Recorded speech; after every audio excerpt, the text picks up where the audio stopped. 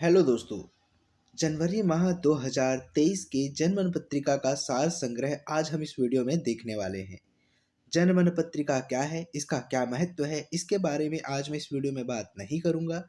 हम सिर्फ जनवरी महीने के सभी महत्वपूर्ण फैक्ट जो आपको इस पत्रिका से पढ़ के प्राप्त होते हैं, वही हम आपको इस वीडियो के माध्यम से आपको प्रदान करने की कोशिश करेंगे। बस आपसे मैं इतना ही कहना चाहूँगा कि अगर आप छत्तीसगढ़ के किसी भी प्रतिस्पर्धी परीक्षा की तैयारी कर रहे हैं तो जनमन पत्रिका पढ़ना आपके लिए ज़रूरी है। तो चलिए अब हम अपने इस वीडियो को शुरू करते हैं। सबसे पहले देखते हैं पहला क्वेश्चन। आपको एक बात बता दूं, जनमन पत्रिका जनवरी महीने का जितना भी तथ्य है, फैक्ट है, उसे मैंने प्रश्न उत्तर शैली में लिखा है। प्रश्न लिख दिया है और उसके बाद उसका क्या उत्तर होगा वह लिख दिया है वन लाइनर में। ठीक है, तो चलिए पहला क्वेश्चन देखते हैं।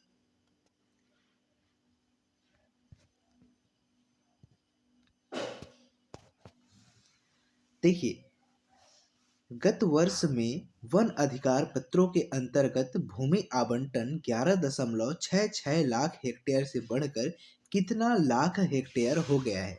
ठीक है, कितना लाख हेक्टेयर हो गया है? तो आंसर है 40.45 लाख हेक्टेयर। ठीक है, अगला प्रश्न देखते हैं। सामुदायिक वन अधिकार पत्र सामुदायिक वन अधिकार पत्र 21.98 हजार से बढ़कर कितना हो गया है? पहले हमने देखा था वन अधिकार पत्रों के अंतर्गत भूमि आवंटन। ठीक, अब हम देख रहे हैं सामुदायिक वन अधिकार पत्र 21.98 हजार से बढ़कर कितना हो गया है? तो 45.96 हजार हो गया है। ठीक है, आगे बढ़ते हैं।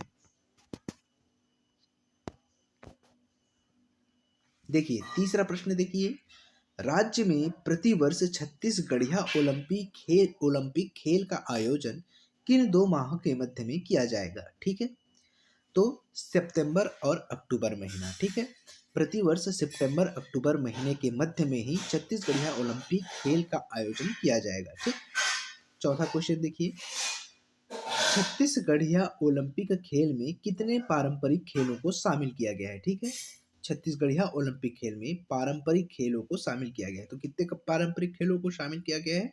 तो 14 पारंपरिक खेलों को शामिल किया गया है। ठीक है, अब हम देखते हैं कि यह 14 पारंपरिक खेल कौन कौन से हैं।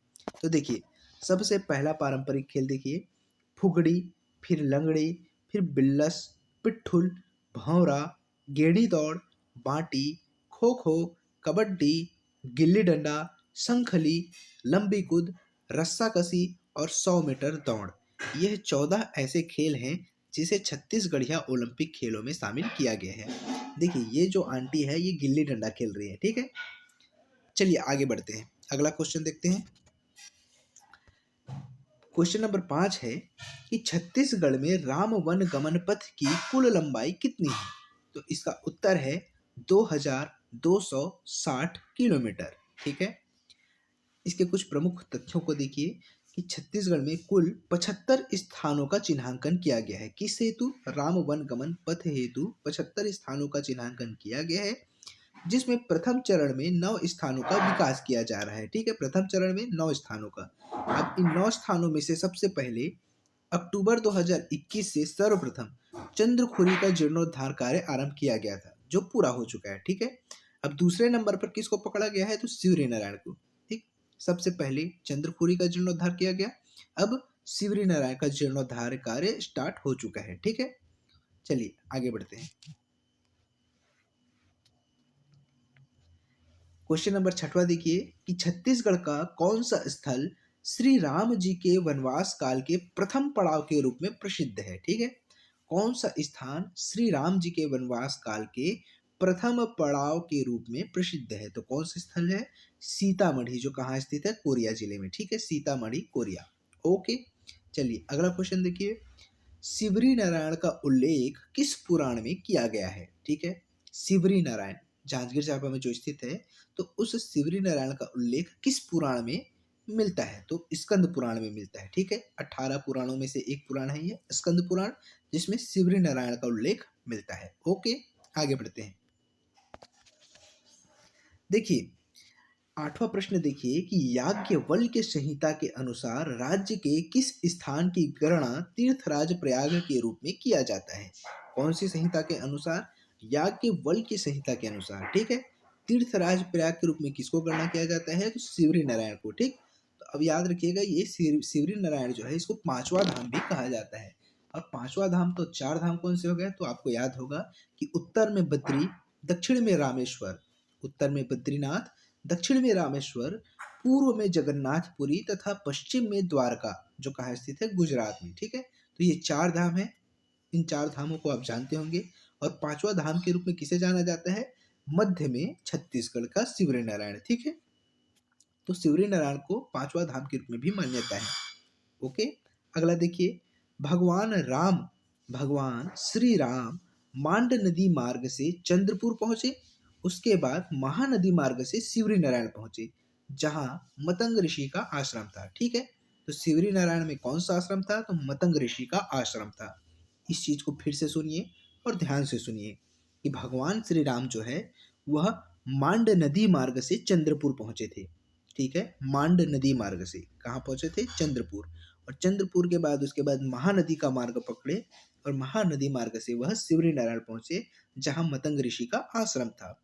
और इसी बीच में भगवान श्री राम को कौन मिली थी शिवरी नारायण में? माता सबरी, जहां पे भगवान ने माता सबरी के जूठे पैर खाए थे, ठीक है।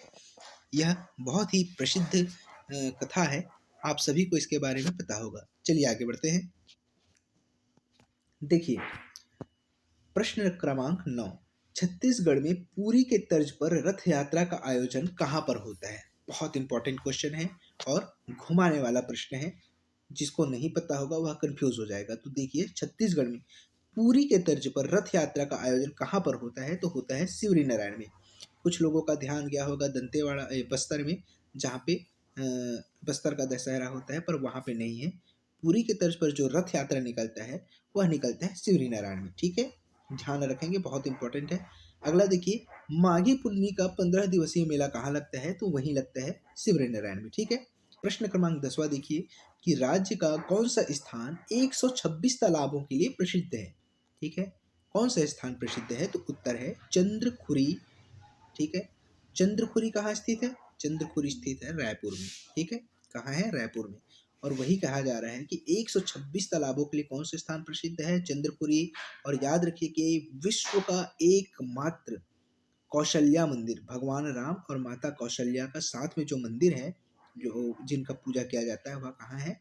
हमारे छत्तीसगढ़ के चंद्रपुरी में ही स्थित है, ठीक है। अगला देखिए कि भगवान राम की 51 फीट ऊंची प्रतिमा कहाँ है? यह भी चंद्रपुरी में है, ठीक है। भगवान राम की 51 फीट ऊंची प्रतिमा चंद्रपुरी में, ठीक है। चलिए दोस्तों, अब हम आगे बढ़ते हैं और अगले प्रश्न को देखते हैं। देखिए प्रश्न क्रमांक 11वां, भगवान राम ने अपने 14 वर्ष के वनवास काल के दौरान सर्वाधिक कितना वर्ष छत्तीसगढ़ में बिताया? यह प्रश्न आपको जरूर जानना चाहिए, इंपॉर्टेंट है, ठीक है। भगवान राम का वनवास काल कितने समय के लिए था? 14 वर्ष के लिए, जिसमें से सर्वाधिक 10 वर्ष तो उन्होंने छत्तीसगढ़ में ही बिताए थे, ऐसा मान्यता है, ठीक है। तो ये बहुत इंपॉर्टेंट फैक्ट है, इसको आपको ध्यान में रखना चाहिए। अगला प्रश्न देखिए, सम्राट अशोक कालीन अर्थात मौर्य कालीन जो मंदिर, सिक्के और मूर्ति आदि के साक्ष्य राज्य के किस स्थान से प्राप्त हुए हैं? ठीक है, तो मौर्य कालीन ये सभी साक्ष्य कहाँ से प्राप्त हुए हैं? तो सीताबाड़ी से प्राप्त हुए हैं, जो कहाँ स्थित है? राजिम में, ठीक है। सीताबाड़ी राजिम में।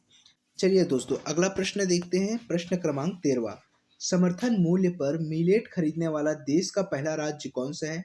देखिए ये बहुत इंपॉर्टेंट क्वेश्चन है कि समर्थन मूल्य पर मिलेट खरीदने वाला देश का पहला राज्य कौन सा है? तो हमारा छत्तीसगढ़ ही है, ठीक है। कभी कभी किसी न किसी परीक्षा में इसको पूछा जा सकता है।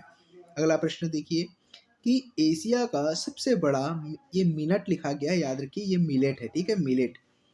एशिया का सबसे बड़ा मिलेट प्रसंस्करण केंद्र कहाँ खोला गया है? तो खोला गया है कांकेर में, ठीक है।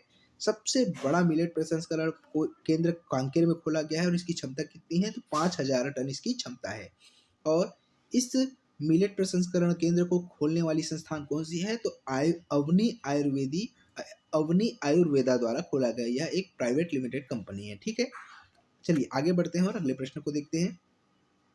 ध्यान से देखिए, प्रश्न क्रमांक 15वां, देश के पहले रूरल इंडस्ट्रियल पार्क का लोकार्पण कहाँ किया गया? देश के पहले रूरल इंडस्ट्रियल पार्क, ठीक है, तो उसका लोकार्पण किया गया है तुरेनार गांव बस्तर में। कहाँ किया गया? तुरेनार गांव बस्तर में। ठीक।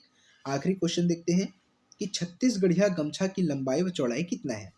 तो छत्तीसगढ़िया गमछा याद रखिएगा, एक अपना खादी का भी गमछा बनता है और एक सूती का भी गमछा बनता है, ठीक है। तो दोनों गमछा हैं, लेकिन दोनों की जो लंबाई चौड़ाई है वह सेम है, प्राइस में अंतर है, लंबाई चौड़ाई सेम है।